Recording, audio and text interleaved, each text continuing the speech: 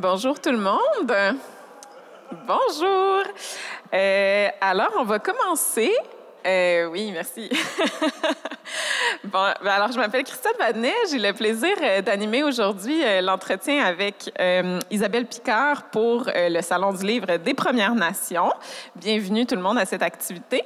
Avant de vous présenter Isabelle, je vais vous lire quelques remerciements pour nos commanditaires. Donc, l'activité est présentée aujourd'hui en codiffusion par Coyaton, qui est la Maison de la littérature, dans le cadre du 13e Salon du livre des Premières Nations, qui est une présentation de TELUS.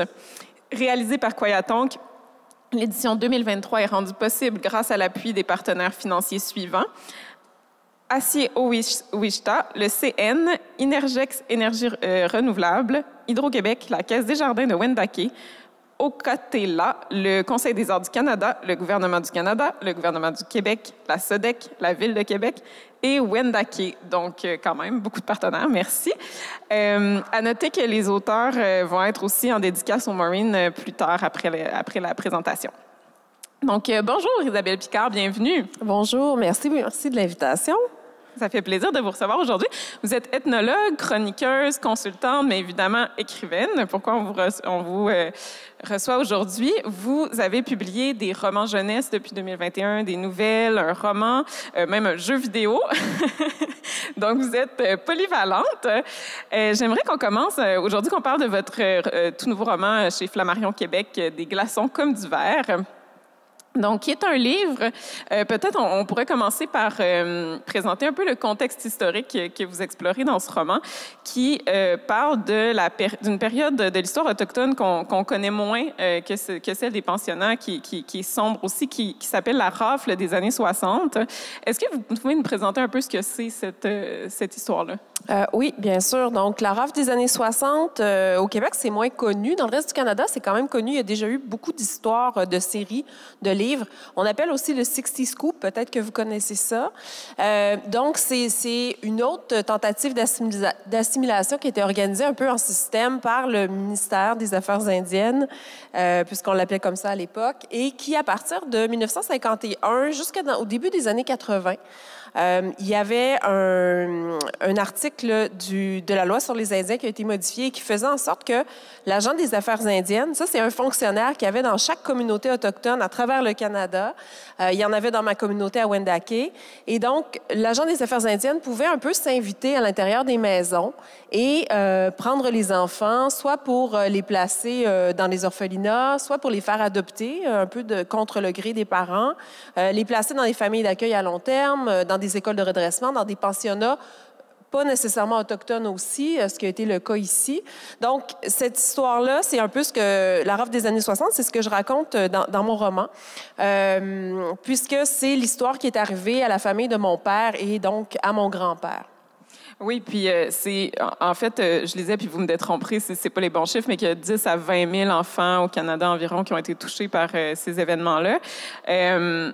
Est-ce que, bon, votre famille, vous venez de le dire, a subi ces événements-là. C'est l'histoire qui vous a inspiré, mais c'est pas un livre biographique de la façon dont vous le présentez? C'est pas un récit, non. Je voulais pas en faire un récit parce que, pour plein de raisons, en fait, qui s'expliquent en ce sens que quand j'ai commencé à écrire, je n'avais pas... Vous savez, je voyais ça un peu comme un casse-tête. Il me manquait des pièces. J'avais juste certaines pièces du puzzle, mais j'avais pas tout le casse-tête complet. Je me disais, comment est-ce que je vais faire pour donner un portrait juste? Puis je me disais, dans ce cas-là, un récit, je peux pas le faire parce qu'il va y avoir des trous. Le roman va me permettre de lier tout ça. Puis de lier ça avec des histoires. Donc, oui, c'est sûr que c'est l'histoire de ma famille principalement que je raconte, mais ceux qui ont lu le livre, vous savez que c'est divisé en deux parties, à peu près un 2/3 du livre pour la première partie. Ça, c'est vraiment l'histoire de ma famille. Et le second tiers, c'est un peu plus des histoires qui sont venues à moi, d'autres Autochtones qui ont vécu aussi la rafle des années 60. Pour moi, c'était important aussi de témoigner de ces autres histoires-là qui se sont passées aussi partout parce que il y a plein de cas de rafle des années 60, plein de modèles, ça a touché les gens de façon vraiment différente. Donc, le roman me permettait aussi de raconter ces histoires-là et de lier tout ça d'une façon, disons, plus intéressante pour le lecteur. Puis, qu'est-ce qui vous a décidé d'en parler maintenant? Pourquoi aujourd'hui? je pense qu'il y a 10 ans, j'aurais pas pu écrire ce roman-là. On était, les Québécois, je sais pas, là, à main levée, ceux qui ont déjà entendu parler de la rafle des années 60, bon, que c'est quand même pas mal. C'est probablement parce que vous avez lu mon livre. Parce que sincèrement, quand je faisais des conférences et des formations il y a même pas 2 ans et que je parlais de ça, les gens savaient pas de quoi on parlait. Donc, il y a ça aussi. Tu sais, il faut pas trop pousser les choses. Il y a des vérités, les pensionnats ont eu leur temps. Maintenant, on parle, bon, de la rafle des années 60. Il y aura d'autres vérités qui seront révélées aussi. Mais j'étais un moment dans ma vie, bon, dans la quarantaine, évidemment, à un moment donné, on se remet en question, on se pose des questions, on regarde d'où on vient, nos racines. Et à un moment donné, j'étais dans le bois et j'ai senti mon grand-père dans le bois parce que mon grand-père a été guide en forêt au Club Triton, donc dans le Haut-Port-Neuf, pendant plusieurs années, comme plusieurs Autochtones, Wendat et Innu. Et j'étais dans un de ces camps-là qui a servi jadis à accueillir des riches Anglais ou des riches Américains qui venaient à la pêche ou à la chasse. Puis j'étais dans, tu sais, c'est un petit camp, là, ça a l'air de rien, en boiron avec des souris puis tout. Puis j'ai senti mon grand-père. Puis c'est comme si j'ai senti que c'était le temps que je raconte cette histoire-là.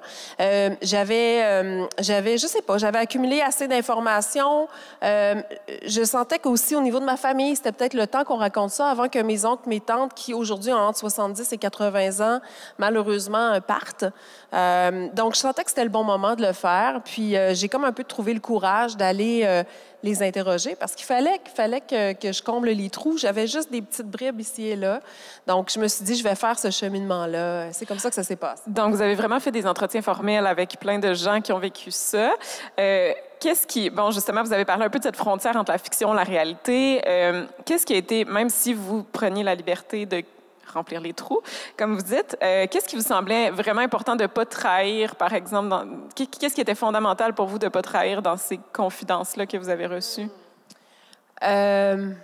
Mon Dieu, c'est une bonne question, ça. En fait... Je sais. En fait, je vais répondre en disant... Peut-être en vous disant les portes que j'avais pas envie d'ouvrir. Il y a quand même, tu sais, pour mes oncles, mes tantes, il y en a qui ont cheminé par rapport à ça. Il y en a qui ont, je sais pas, qui ont fait des cérémonies, par exemple, qui sont allés voir des psychologues, etc., puis ils ont cheminé. Mais il y en a d'autres pour qui la porte est restée fermée.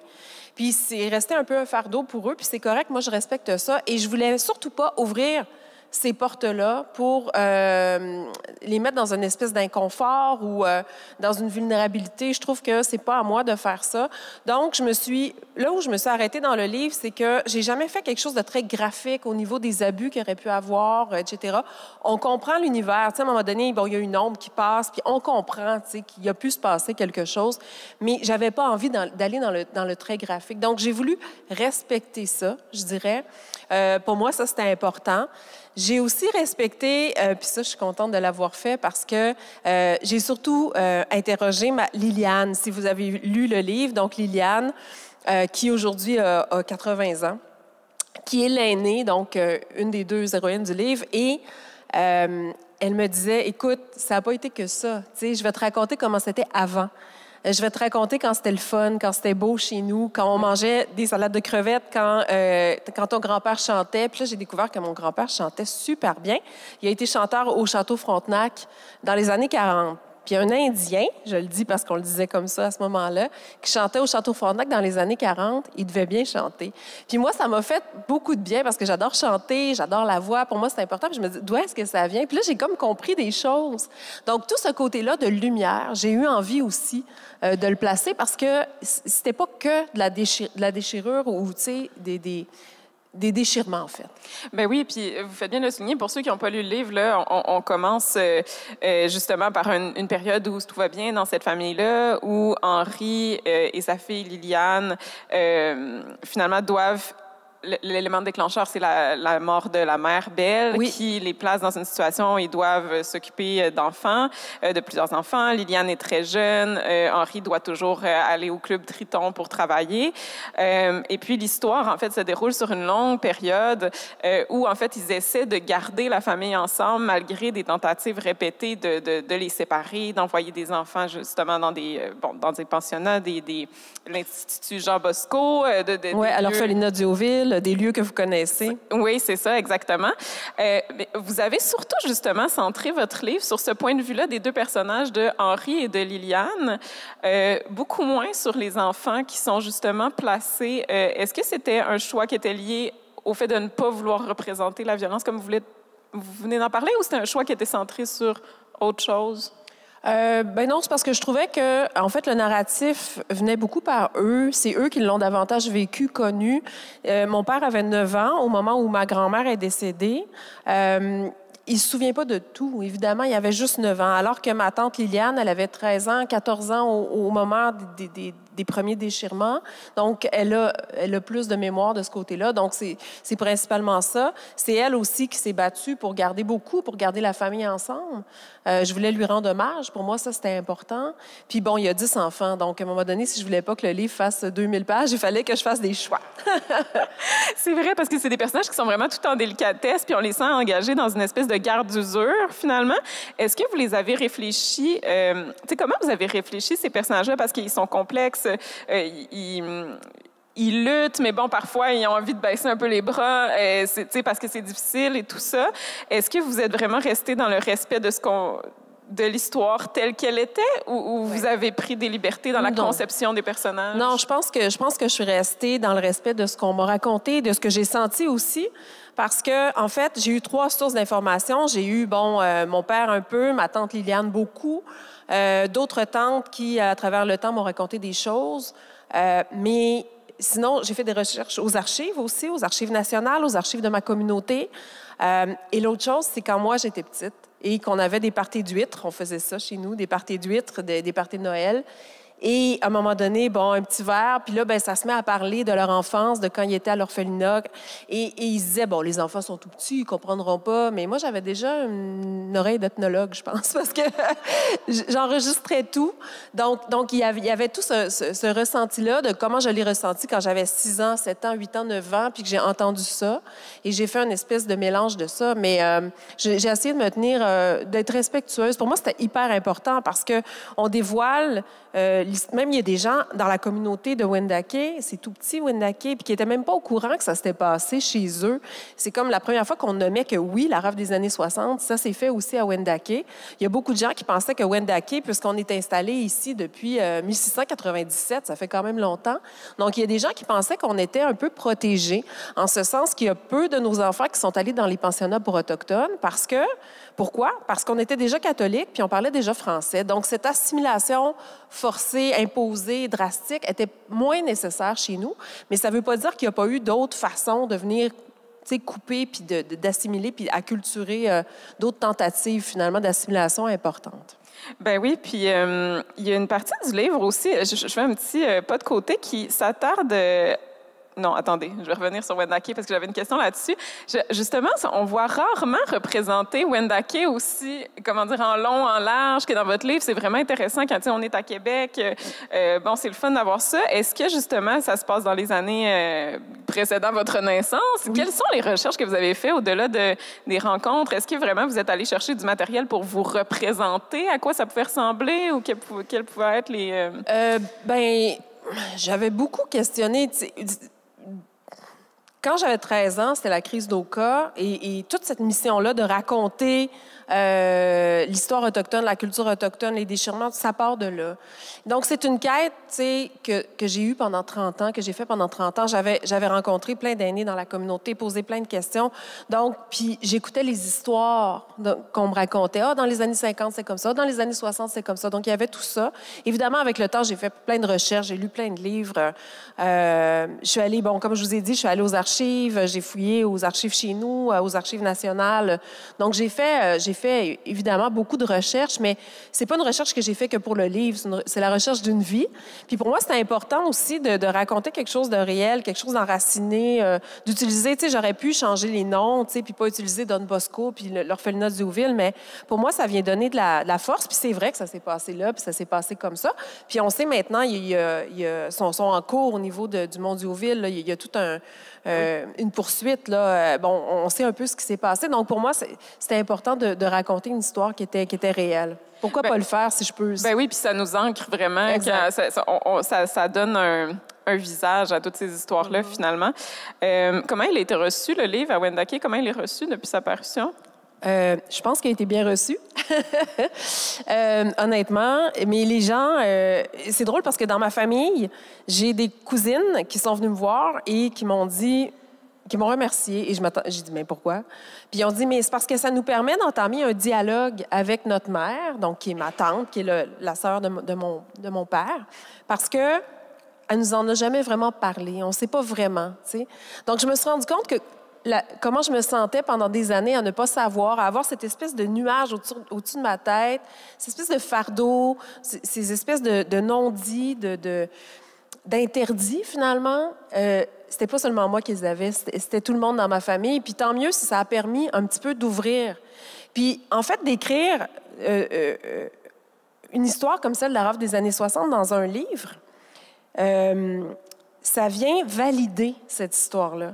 Donc, en quelque part, je pense que aussi ça a pu faire cheminer certains de mes oncles, de mes tantes, parce que ça venait dire, ben comment tu t'es senti puis ce que tu as vécu, c'est normal. Il y avait tout un système qui était là derrière, qui avait été pensé pour ça, puis on va te l'expliquer. Puis c'est drôle parce que mes oncles, mes tantes, ce qu'ils m'ont dit au départ, puis plein de monde au Village Huron, ben à Wendake, ce qu'ils m'ont dit, c'est « Mais il est disponible où, ton livre? Il est-tu disponible? » J'ai dit « Mais il est disponible partout. » Ils ont dit « Chez Renaud-Bré aussi? » J'ai dit « Ben oui. » Puis là, ils n'en revenaient pas parce que d'habitude, nos histoires, c'est entre nous. C'est souvent, ça a été de l'autopublication. C'était tout petit. Puis là, ils n'en revenaient pas de voir que cette histoire-là pouvait être racontée partout. Donc, cet échange-là, je trouve qu'il est important. Cette transparence-là que j'ai voulu avoir dans le livre a permis de mieux connaître notre histoire. Parce que des fois, on est trop dedans comme Autochtones. On est dedans, c'est comme on le vit, puis on ne voit pas qu'il y a eu justement un système, qu'il y a eu quelque chose, qu'il y a eu... et cette validation-là, pour moi, elle est importante. C'est comme une espèce de je sais pas, c'est une reconnaissance. Il y a quelque chose de cet ordre-là. Donc, c'est beaucoup... Les commentaires que j'ai reçus, c'est beaucoup par rapport à ça. On me posait des questions. Beaucoup de témoignages aussi d'autres Autochtones, d'autres communautés qui me disaient, écoute, je me rendais pas compte que c'était ça que ma tante a vécu ou que ma mère a vécu, ou etc. Donc, je vais fouiller, tu sais. Je trouve ça intéressant. C'est pour ça que c'est important de raconter les vérités. Des fois, c'est difficile, c'est lourd, etc. Je comprends, mais ça vient valider le sentiment des gens, tu sais, qui ont été victimisés. Bien, puis comme vous dites, c'est très nouveau. À un tel point, je me suis demandé quelles ont été vos influences pour écrire ce livre au-delà de l'histoire vraie. Je me dis, vous n'avez pas beaucoup de traditions littéraires ou de références, peut-être, dans lesquelles vous ancrez. Est-ce que vous avez des références, tu sais, romanesques, fictionnelles, autres, ou vous êtes vraiment partie du réel? Non, je suis vraiment partie du réel. Évidemment, je l'ai ancré beaucoup dans le territoire parce que chez nous, mon grand-père, comme je l'expliquais tout à l'heure, son travail, c'était beaucoup dans le bois, c'était beaucoup dans le territoire. Cette perte du contact aussi avec le territoire, pour moi, ça, c'était important aussi. Puis même dans la deuxième partie, la protection du territoire, ça revient. Pour moi, ça, c'est vraiment important de raconter nos histoires. C'est là, le territoire est la source de tout, même quand on vient de Wendake. Pour moi, c'est vraiment, vraiment important. Donc, je dirais que mon influence, c'est peut-être ça, dans le fond.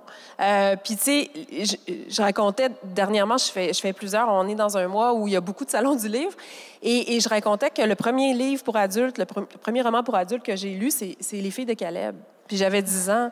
Puis pourquoi? Bien, il n'y avait pas de roman sur les Autochtones, oubliez ça, il y a 30 ans. Et parce que c'est dans le territoire. Ça se passe, tu sais, Ovila, il s'en va dans le territoire, on bûche, on travaille la terre. Tu sais, il y a quelque chose de cet ordre-là.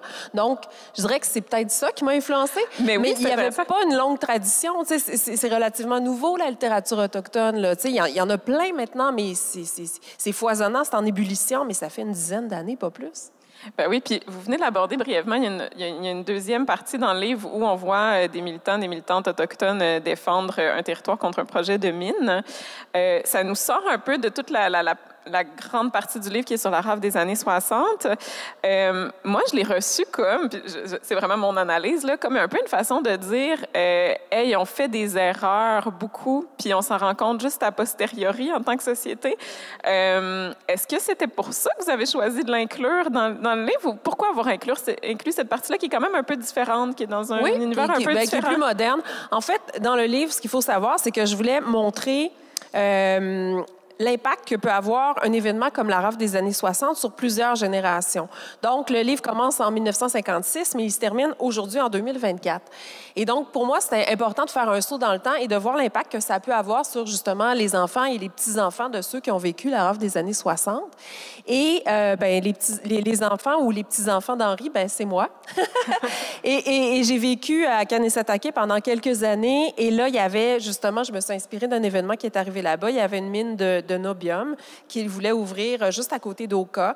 Et les gens se sont mobilisés justement parce que ça peut être très nocif. Et les gens se sont mobilisés pour pas que ça arrive, cette fameuse mine-là. Donc, je me suis inspirée un peu de ça, justement pour ce que vous dites. Donc, je suis contente que vous l'ayez lu comme ça parce que je voulais aussi avoir ce petit clin d'œil-là. Mes livres sont jamais très, très innocents. Hein? Je suis qui je suis. J'écris dans la presse des chroniques d'opinion. Donc, il y a toujours quelque chose derrière. J'essaye de laisser une petite trace, de faire cheminer. Les gens, c'est aux gens de prendre ce qu'ils veulent. Ça, je respecte tout à fait ça, mais j'étais contente de pouvoir le faire dans ce livre-là. Oui, puis vous m'ouvrez une belle porte pour ma prochaine question. Le choix de, même si le livre se présente comme une fiction, le choix de présenter ce point de vue, c'est engagé. Comment vous définissez votre engagement littéraire en général, dans votre travail? Ah, mon Dieu, c'est large comme question. Oui! En fait, il y a plusieurs choses que j'ai envie de faire. Ce que je dis toujours, parce que, en 3 ans, j'ai quand même écrit 3 romans, j'ai participé à plusieurs recueils de nouvelles aussi, puis j'ai une job aussi, je fais autre chose. Donc, les gens disent, mais est-ce que tu dors? Mais en fait, c'est pas ça, c'est parce que j'avais 41 ans quand on m'a dit, OK, go, on t'ouvre la porte, puis vas-y, écris. Mais ça faisait 41 ans que je me préparais. Alors, tout était là. Donc, mon engagement, il est tellement multiple parce que il y a tellement de choses que je veux raconter. Mais d'abord, je veux raconter des vérités qu'on ne connaît pas, comme celle de la rafle des années 60, par exemple. J'ai envie de raconter aussi, d'être le plus transparent possible. Je trouve que dans la transparence, dans la vérité, c'est souvent là qu'on communique le mieux aussi. Donc, j'essaie de le faire, les bons comme les moins bons côtés, évidemment. Tu sais, mon grand-père Henri, dans ce roman-là, je l'ai pas... tu sais, ce n'est pas qu'une victime. Après ça a été difficile pour lui.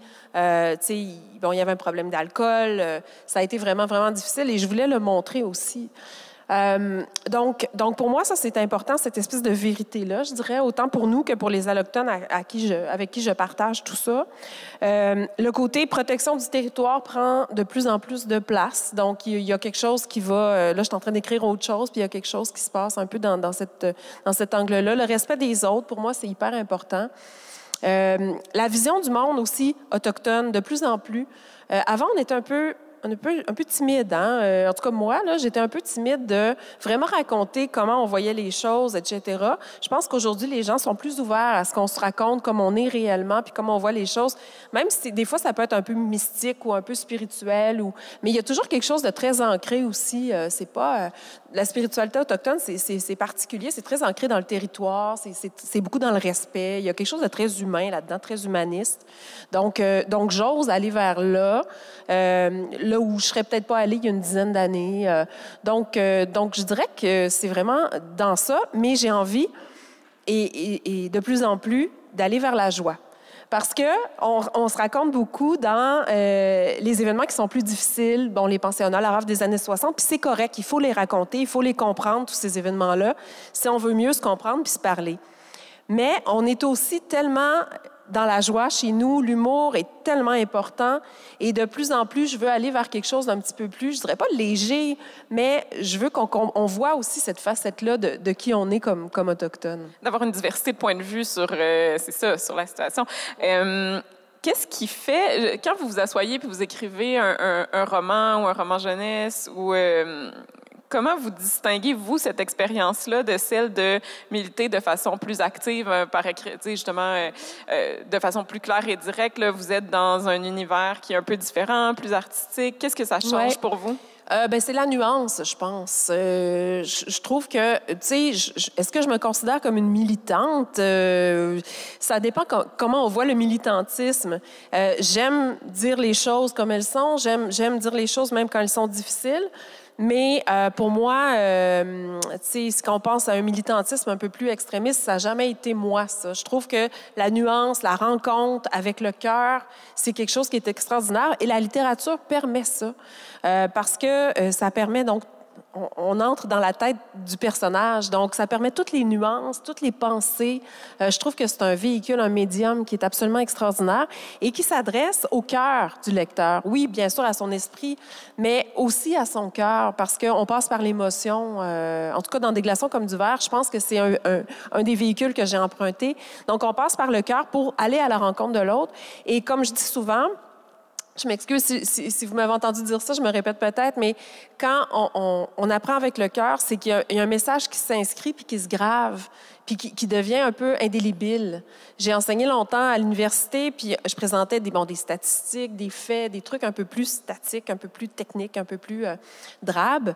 Puis ça avait un certain écho, mais pas pour tout le monde. Alors, je trouve que le cœur, la littérature, c'est beaucoup plus accessible. C'est un véhicule absolument extraordinaire à ce niveau-là. Oui, ben j'ai peut-être une dernière question sur Des glaçons comme du verre. Justement, dans cette idée de nuance, il y a un personnage, là, si tu comprends bien, elle doit être véridique. Oui, c'est ça. Est-ce que Blanche est véridique? Parce que Blanche, c'est le personnage qui, finalement, vient être l'agente, justement, de cette rave des années 60, vient prendre les enfants. C'est une travailleuse sociale allochtone. Et puis, finalement, au fil du livre, elle va avoir certains remords, ou en tout cas, elle va changer sa position, disons. C'est un vrai personnage. Parlez-nous un peu de Blanche. Oui, c'est un vrai personnage. C'est Liliane, donc, dans le roman, ma tante la plus vieille qui m'a raconté. Elle s'appelait Berthe dans la vraie vie. Elle avait ses bureaux sur la rue d'Auteuil. Et il y a une image dans le roman où Liliane, elle est avec les deux bébés et elle est dans l'escalier pour monter parce que Blanche l'a invitée à venir voir comment c'était les bureaux des services sociaux. C'était une façon un peu de l'amadouer puis de montrer que c'était pas des méchants, tu sais.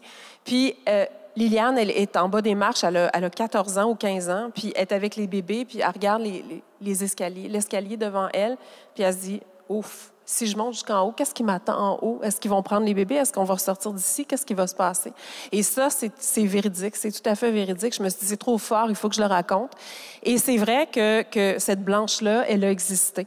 Est-ce qu'elle a cheminé dans... Oui, elle a cheminé. Peut-être pas au point où je la fais cheminer, mais on a vu tellement ça souvent quand même dans le milieu autochtone, des gens qui arrivent en pensant que ce qu'ils font, c'est la bonne chose, ou ce qu'ils faisaient, parce qu'on est dans le passé, c'est la bonne chose. C'est la même chose pour les pensionnats. Il y en a plein de religieux, religieuses qui pensaient faire la bonne chose. Et puis finalement, ils ont évolué, ils se sont dit, en étant dans les faits, dans l'action, en voyant l'effet que ça pouvait avoir sur les enfants, ils se sont dit non, il ne faut pas faire ça, c'est pas bien. Donc, je me suis dit, il faut qu'il y ait un personnage comme ça qui évolue, qui se pose des questions, parce que les gens ne sont pas tout blancs ou tout noirs, là, tu sais. Donc, pour moi, cette nuance-là, elle est importante partout. Et c'est effectivement vrai qu'il y a des gens qui se sont revirés de bord, qui sont devenus un peu des alliés, finalement, dans l'histoire. Puis je voulais un peu aussi leur rendre hommage. Ben oui, puis c'est très réussi. Parce que vous voyez, moi, je pensais même pas qu'elle était vraie, Blanche. Elle est vraie. Elle est vraie. Tout est vrai. Donc, j'aimerais qu'on parle aussi d'un autre livre que vous avez publié récemment, L'homme aux deux visages, qui est dans la collection Solstice chez Année Norac, un livre un peu plus court, un peu plus... un peu plus... Il est très court. Il a oui, c'est ça.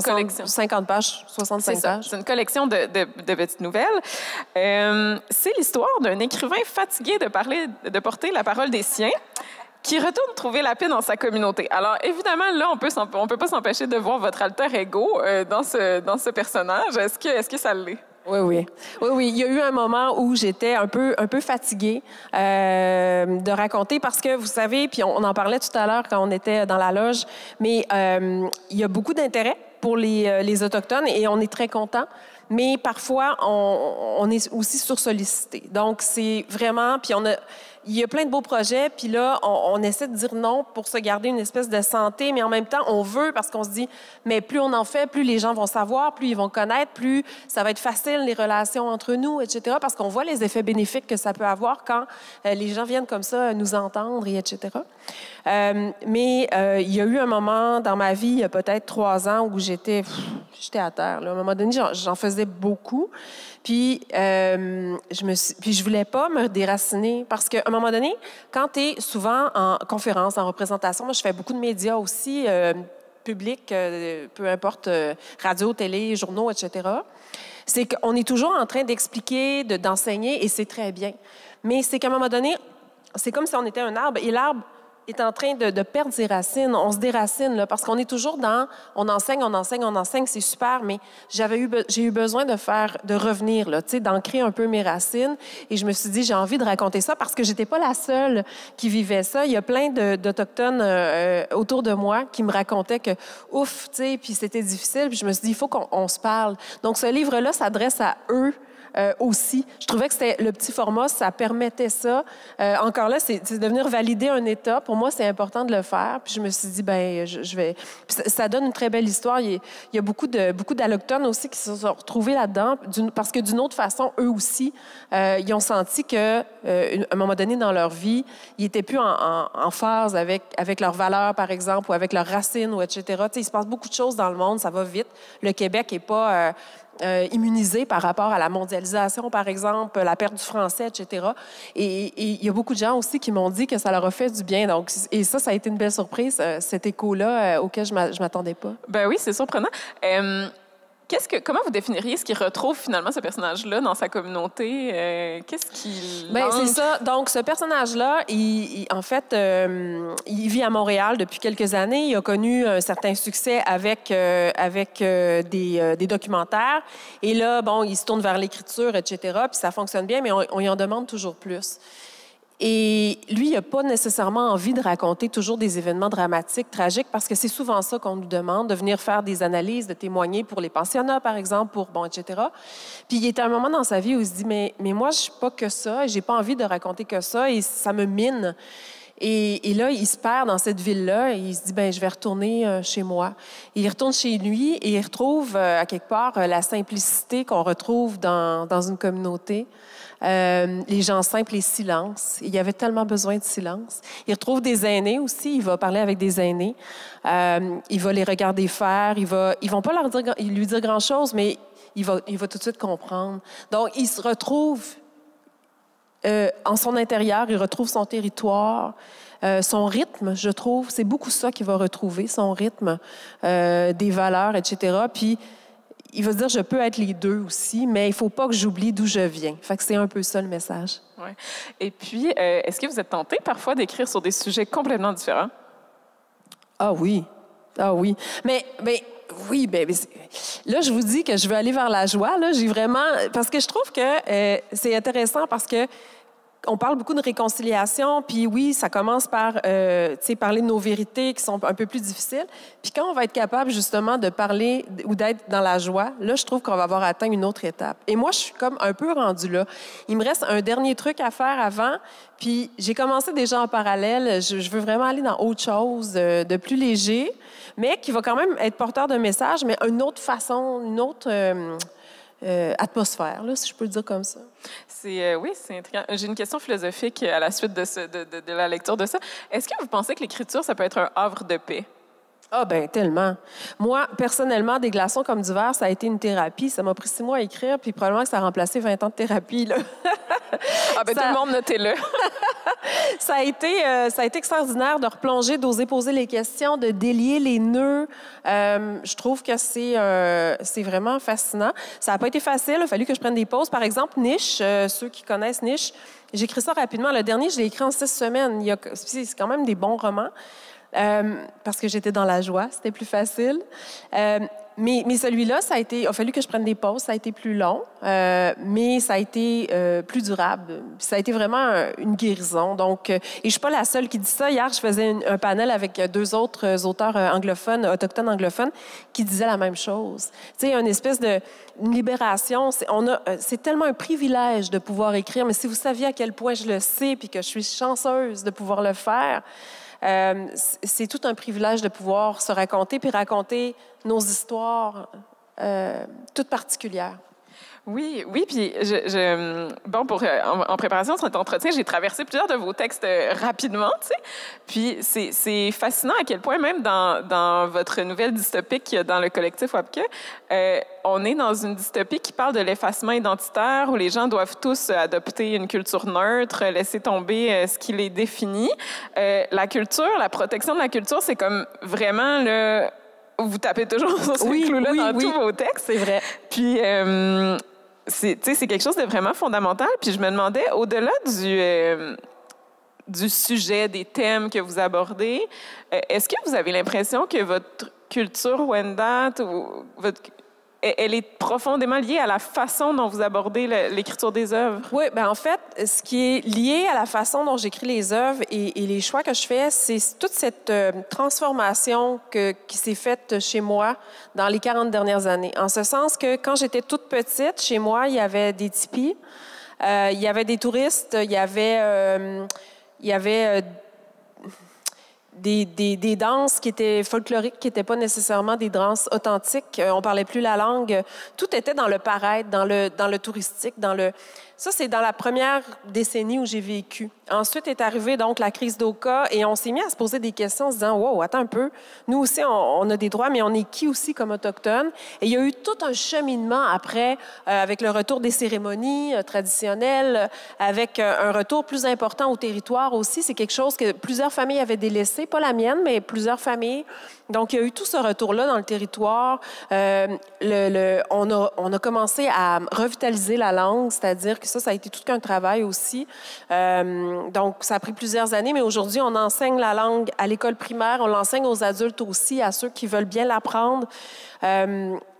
On a donné des cours de perlage, des cours, toutes sortes de techniques de savoir-faire, d'artisanat qu'on avait un peu oubliées ou que seules quelques familles pratiquaient encore. Donc, et moi, j'ai pris part à ce mouvement-là. J'ai été au cœur, comme beaucoup d'autres, comme Louis-Carl Sioui, comme plein d'autres. Mais pour moi, c'était important. Mais j'ai envie de dire aussi aux gens, c'est possible. Peu importe l'état la langue n'était plus parlée chez nous depuis 100 ans. C'est quand même quelque chose. Mais on avait des dictionnaires, on avait des lexiques, on avait nos frères Mohawk aussi, c'est une langue qui est très, très similaire. C'est la même famille linguistique. Donc, c'est possible de faire tout ce travail-là. Mais je dirais que c'est tout ça. Puis le fait que j'avais pas cette culture-là authentique quand j'étais toute petite et que j'ai participé à tout ce foisonnement-là, puis cette évolution de la culture-là, je sais à quel point c'est précieux et à quel point il faut la protéger. Parce c'est comme ça que ça peut partir une culture en l'espace de 2 générations. Oui, puis vous venez d'en parler. C'était une de mes questions. Vous avez été très impliqué dans la valorisation de la langue Wendat, tout ça. On en est où en ce moment, justement, dans l'état de la... Là, vous me dites d'enseigner à l'école primaire. Donc, on a quand même... Aux adultes aussi, même aux Autochtones, aux Wendat qui sont hors communauté, parce qu'il y a à peu près la moitié de notre communauté qui vit, par exemple, à Montréal, à Québec, peu importe, Trois-Rivières. Donc, même sur le web. Donc, il y a plein de façons. Donc, on en est à... Maudine que je devrais m'y mettre, mais que j'ai pas le temps. On en est aussi à... je trouve qu'il y a des gens qui sont absolument extraordinaires puis qui ont avancé. Avant-hier, on faisait le spectacle d'ouverture du salon, jeudi soir, et Sandrine qui était... si vous y étiez, vous l'avez entendu, c'est une chanteuse... Mars, c'est une chanteuse extraordinaire. Puis elle dit, ça fait 10 ans que j'essaie de réapprendre la langue. Je trouve que les gens, ils font des efforts tellement... extraordinaire, parce que le Wendat, là, c'est pas proche, pas en tout du français, ni de l'anglais, ni de peu importe la langue que vous pouvez connaître, l'italien, l'espagnol. On est totalement ailleurs. Moi, j'ai essayé d'apprendre le Mohawk quand j'ai vécu à Kanesatake. Je parle plus le Mohawk que le Wendat, mais j'ai compris que les concepts n'étaient pas les mêmes. Et c'est tout à fait un effort, c'est quasiment une dévotion, là, tu sais, de réapprendre la langue. Donc, je trouve que les gens sont formidables de faire cet effort-là. Et aujourd'hui, bien, par exemple, quand on va, par exemple, quand il y a un enterrement, bien, la prière, c'est pas rare qu'on la fasse en Wendat. C'est pas rare qu'on fasse tout ce qui est welcoming address, là, comment on dit, les mots de bienvenue, on les fasse en langue Wendat. C'est pas rare non plus que dans la rue, quand on se rencontre, on dit oui, bonjour, tu sais, comment ça va, tu sais, on a, tu sais, des petits mots comme ça en Wendat. Donc, je trouve ça extraordinaire. Je pensais jamais voir ça de ma vie. Puis il y a un passage dans Des glaçons comme d'hiver où Henri critique le nom de la chute Kabir Kuba. Moi, ça m'a intriguée. Pouvez-vous m'expliquer? Il n'y a pas de B en Wendat. Donc, comment on en est venu à appeler ça Kabir Kuba? Ça, c'est un grand mystère. C'est un des mystères pour lequel j'ai pas trouvé la véritable explication. Mais bon, Kabir Kuba, c'est arrivé à un moment donné. C'est le nom qu'ils ont donné à un grand serpent qui aurait descendu à partir du nord là, jusqu'à la chute. Puis si vous regardez la rivière Saint-Charles là, à vol d'oiseau, l'oiseau, effectivement, c'est une rivière qui serpente beaucoup. Donc, c'est un peu l'histoire de Kabir-Kouba, mais c'est adapté. Là. C'est un peu... En tout cas, je ne veux pas me prononcer comme ethnologue, là, mais je pense pas que ça soit vraiment ça, parce que le vrai nom de la rivière, c'est Akiawenrak, qui est vraiment Wendat et qui veut dire la rivière à la truite. Et effectivement, quand j'étais petite, jusqu'à temps que j'avais 22 ans, on allait pêcher la truite. Il y en avait plein, puis là, la perche chaude est arrivée, puis il n'y a plus de truite. Ouais. Oh là là, ça, c'est un vaste problème dans lequel nous n'entrerons pas. On va plutôt parler de votre jeu vidéo que vous venez de faire paraître avec le studio à Fort-Dance. Oui, moi, j'étais juste scénariste. Oui, bien, vous étiez scénariste pour un jeu vidéo, ce qui est quand même assez peu fréquent, en fait. Là, on n'entend pas, on n'a pas souvent la chance. Je pense que c'est le premier au Québec, en tout cas. Oui, qui s'appelle Two Falls. Est-ce que vous pouvez nous présenter un petit peu ce dont parle ce jeu vidéo et aussi votre expérience d'écriture? Qu'est-ce que c'est écrire pour un jeu vidéo? Je vous parlais tout à l'heure, rapidement, brièvement, de ma mission de vie qui était un peu justement de raconter l'histoire d'un point de vue autochtone. Et un soir, j'étais dans un pub avec des amis et il y avait justement Pascal Nataf, qui est le propriétaire de la compagnie à Fort-Dance qui a fait le jeu vidéo. Et il me disait, mais j'aimerais tellement ça qu'on fasse un jeu vidéo, mais qui raconterait les débuts de la Nouvelle-France, mais d'un point de vue autochtone. Puis j'ai dit, OK. Let's do it. Faisons-le. Et c'est ça. Et c'est comme ça que ça a commencé, en fait. Et je me suis mis... j'ai réfléchi, puis je me suis dit, qu'est-ce que j'aurais envie de raconter sur ces débuts de la Nouvelle-France? Parce que c'est un territoire qu'on habite tous les deux. Donc, j'ai pas voulu que ce soit seulement du point de vue autochtone. J'ai voulu aussi qu'il y ait un personnage d'une femme, parce qu'il y a des femmes tellement fortes qui sont arrivées ici, entre autres les filles du roi, vous le savez, qui sont arrivées de la France. Et j'ai voulu raconter le point de vue de Jeanne aussi, qui arrive sur ce territoire-là et qui est complètement vulnérable, un peu désemparée. Et comment, avec le territoire, avec l'aide des autres, avec cette conception, cette vision du monde-là autochtone, elle va prendre la force aussi à travers ça. Donc, pour moi, c'est important de raconter les deux côtés. Donc, il y a Maïkan, qui est un jeune Innu, qui est un chasseur, qui vit à Québec au départ, mais qui veut retourner donc sur le territoire de ses ancêtres et qui va faire tout un cheminement. Et là, il y a une menace, encore là, qui plane au-dessus de leur tête, une menace un peu mystique, il y a un peu quelque chose de l'ordre de la légende qui ressemble à certains personnages que je nommerai pas, là, mais certains personnages mythologiques au niveau autochtone. Pardon. Et encore là, ce personnage-là va montrer les interdits, ce qu'on n'aurait peut-être pas dû faire ou qu'on aurait dû faire mieux au début de cette cohabitation qu'on a eue tous ensemble, que ce soit au niveau de la protection de l'environnement ou du respect de l'autre, ou tu sais, comment les choses auraient pu se passer de façon différente. Puis ça a été un grand bonheur pour moi de pouvoir le faire de cette façon-là, de montrer un peu la vision du monde autochtone, parce qu'on est vraiment au tout début. On commence, ça se passe en 1665, donc on est au tout début de quelque chose. Il y a quelques milliers de personnes d'origine française ici, il n'y en a pas beaucoup. Donc, on est encore dans un univers très autochtone qu'on connaît encore trop peu. Un univers où, justement, la mythologie, les légendes, toute cette vision du monde-là prend toute la place. Et ça m'a permis, un jeu vidéo, c'est extraordinaire, ça nous permet de raconter ça. On peut aller un peu partout. Donc, ça a été un grand bonheur d'écrire ça. Donc, vous avez écrit l'histoire, les répliques aussi. Donc, c'est comme un peu un travail d'arborescence, j'imagine. Oui, ouais. oui. Moi, j'ai écrit vraiment l'histoire de base, puis ensuite, on m'a fait valider les répliques parce qu'on parlait de sursollicitation tantôt. Bien, j'étais arrivée en plein là-dedans, puis à un moment donné, j'avais plus de temps. Donc, j'ai validé certaines choses. J'ai surtout aussi conseillé à Fort-Dance parce que c'est vraiment une co-création, ça. Et c'est ça qui est intéressant. C'est que souvent, comme autochtones, les gens nous arrivent puis ils ont déjà tout fait. Puis là, ils disent, bien là, on veut juste savoir si c'est correct. Puis là, on dit, oh, excuse-moi, tu aurais dû m'appeler il y a 2 ans parce que peut-être que là, je suis obligée de te dire que ça ne marche pas ou tu sais, il y a trop de changements à faire ou tu sais, bon. Alors que quand on est là dès le début, bien, les choses se placent bien. Donc, le côté conseil est important parce qu'à un moment donné, je leur ai dit, écoutez, moi, je suis juste Isabelle Picard, je suis juste une personne. Vous avez besoin de faire valider ce contenu-là par des aînés Innu, par exemple. Tu sais, il y a beaucoup de cultures Innu. Moi, je ne suis pas Innu.